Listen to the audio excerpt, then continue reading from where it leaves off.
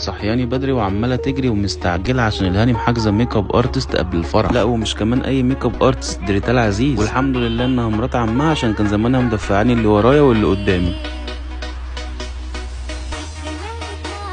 قاعده ومركزه قوي واخده الموضوع بكل جديه، عايزه تبقى احلى واحده النهارده في الفرح. تلف بقى وتوريكم الفستان اللي اختارته وتقول لكم ايه رايكم في الاوتفيت بتاعي انا وبنت عمي القمر. ومش عايز احكي لكم بقى على اللي عملته في الفرح، اقول لكم حاجه اتفرجوا انتوا بنفسكم.